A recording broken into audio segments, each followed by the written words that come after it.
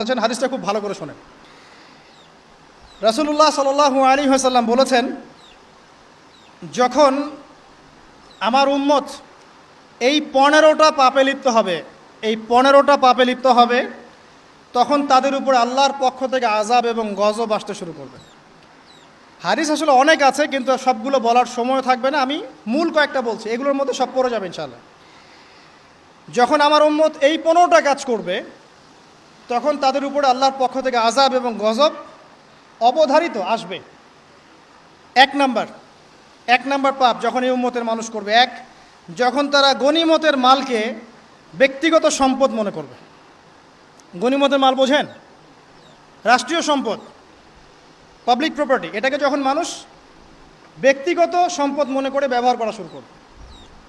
এটা কি মিল পাওয়া যায়? আচ্ছা।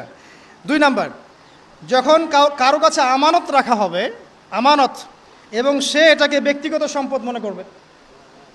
বুঝতে পারছেন? আমানত রেখেছে, এটার খেয়ানত না করাটাই কর্তব্য, কিন্তু এটাকে যখন ব্যক্তিগত সম্পদের মতো মানুষ ইউজ করবে, শেষ করে ফেলবে, নষ্ট করে ফেলবে, তখন আল্লাহর আযাব আসবে। 3, যখন মানুষ যাকাত আদায় করাটাকে জরিমানা মনে করবে, যাকাত দিতে চাইবে না, যাকাতটাকে জরিমানা মনে করবে। কি সমস্যা, কি বার্ডেন, যাকাত আবার দেওয়া লাগে কেন? আমরা তো ট্যাক্স দেই। যাকাতকে মানুষ জরিমানা মনে করবে। একটু চিন্তা করে দেখবেন যে বাংলাদেশে কত % মুসলিম নামাজ পড়ে আর কত % মুসলিম যাকাত দেয়। শুধু যাকাতের টাকাগুলো যদি আমরা একত্রিত করতে পারতাম, বড় বড় মেগা প্রজেক্ট করা সম্ভব ছিল। অনেক বড় বড় প্রজেক্ট করা সম্ভব ছিল অনলি যাকাতের টাকা দিয়ে। আর যাকাতের টাকা এক বছরে শেষ হয়ে যায় না, পরের বছর আবার ঘুরে আসবে ইনশাআল্লাহ। ঠিক আছে? ইসলামিক ইকোনমিক্সের বেইজই হলো যাকাত। এটা নিয়ে আমরা ইনশাআল্লাহ আরেকদিন কথা বলবো। 4 নাম্বার, যখন স্বামী, সমাজের স্বামী যারা আছে, এরা স্ত্রীদের আঁচল ধরে থাকবে। বুঝতে পারছেন? স্বামী স্ত্রীর আঁচল ধরে থাকবে, মানে স্ত্রীর অনুগত, স্ত্রী যা বলবে তাই। আচ্ছা, গায়রত নাই, মানে স্বামী পুরুষত্বের গায়রত নাই। 5 নাম্বার, যখন সন্তান মায়ের অবাধ্য হয়ে স্ত্রীর খেদমত করা শুরু করবে। যখন সন্তান মাকে দেখবে না, স্ত্রীকে দেখবে। পাচ্ছেন মিল সমাজে? আচ্ছা। 6 নাম্বার, যখন বাবার পরিবর্তে, পিতা, বাবার পরিবর্তে মানুষ বন্ধুদেরকে সম্মান করা শুরু করবে। বাবাকে সম্মান করবে না, ফ্রেন্ড সার্কেলকে সম্মান করবে। সুবহানাল্লাহ। এরপরে আসেন 7, যখন, আমার কথা রাগ করেন না, এটা হাদিসে আছে, যখন সমাজের নিকৃষ্ট মানুষদেরকে নেতৃত্ব দেওয়া হবে। এটা হাদিসে আছে। সমাজের নিকৃষ্ট মানুষকে যখন নেতৃত্বের আসনে বসাবে মানুষ, তখন সমাজে আল্লাহর গজব আসবে। হাদিস তিরমিজি 2211 নম্বর। এরপরে 8, নবী সাল্লাল্লাহু আলাইহি ওয়াসাল্লাম বলছেন, যখন কোনো ব্যক্তিকে সম্মান করা হবে তার টর্চার থেকে বাঁচার জন্য। যখন কোনো মানুষের সম্মান করা হবে তার শাস্তি থেকে বাঁচার জন্য, মানে মানুষ মন থেকে সম্মান আসছে না, ভয়ে আপনি সম্মান পাচ্ছেন। এই অবস্থা যখন আসবে, তখন আল্লাহর আযাব আসবে। তারপরে 9, যখন মসজিদের মধ্যে, দেখবেন অনেক মসজিদ আছে বাংলাদেশে, মসজিদের মধ্যে হট্টগোল বেড়ে যাবে। মসজিদের মধ্যে হট্টগোল বেড়ে যাবে, আর মসজিদগুলো হবে চাকচিক্যময়, হেদায়েত উঠে যাবে। মসজিদ হবে চকচকা, তাজমহলের মতো এক একটা, কিন্তু হেদায়েত উঠে যাবে। মসজিদে হট্টগোল বেড়ে যাবে।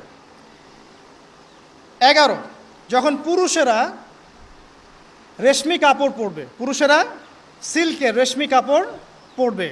পুরুষের জন্য স্বর্ণ আর রেশমি কাপড় পরা হারাম। তো এখন পুরুষের অনেকে স্বর্ণ পরে, রেশমি কাপড়ও পরে, এটা মহিলাদের জন্য জায়েজ। এরপরে 12, যখন প্রকাশ্যে মদ্যপান করা হবে। আর মদ্যপানের মধ্যে ভাই সিগারেটও পড়ে,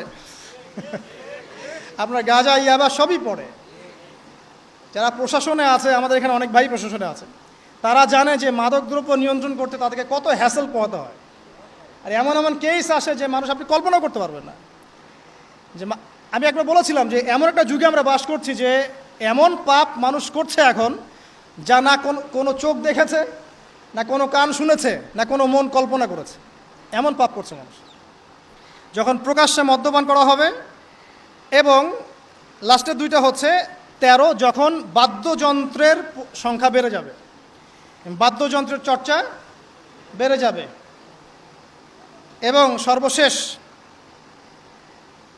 যখন গায়িকাদেরকে সম্মান করা হবে এবং উম্মতের শেষের দিকের লোকেরা, মানে আমরা উম্মতের প্রথম দিকের লোকদেরকে গালিগালাজ করবে। বুঝতে পারলেন?